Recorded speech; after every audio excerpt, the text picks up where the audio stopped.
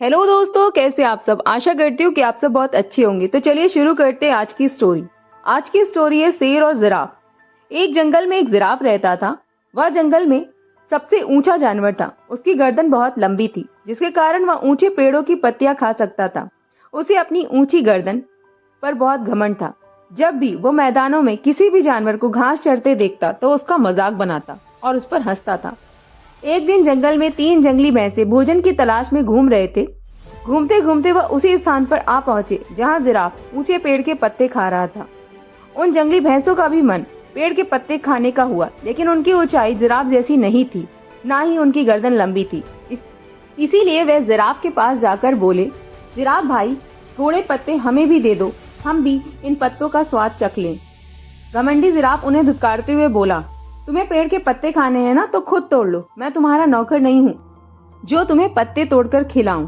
Giraffe की बात सुनकर जंगली भैंसों को बहुत बुरा लगा। वे जिराफ से बोले, हम तो तुमसे निवेदन कर रहे थे, जंगलों के जानवरों को मिलजुल कर रहना चाहिए, एक दूसरे की मदद करनी चाहिए।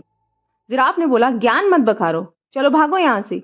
जिराफ ने गुस्से में कहा और पेड़ के पत्ते फिर से खाने लगा। तीनों जंगली भैंसे नीचे मैदान की घास चढ़ने लगे।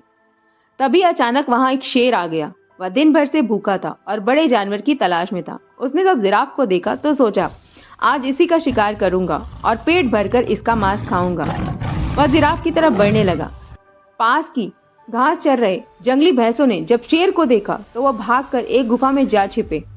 पेड़ के पत्ते खाते जिराफ का ध्यान शेर की तरफ नहीं गया था।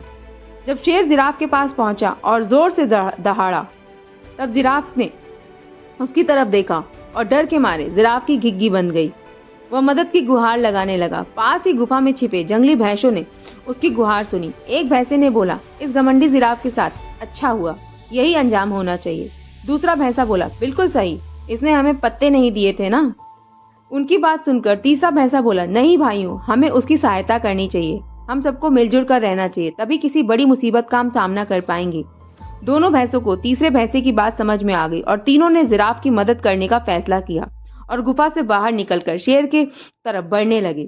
शेर के पास पहुंचकर उन्होंने शेर को ललकारा, हिम्मत है तो हम तीनों का सामना करके दिखा।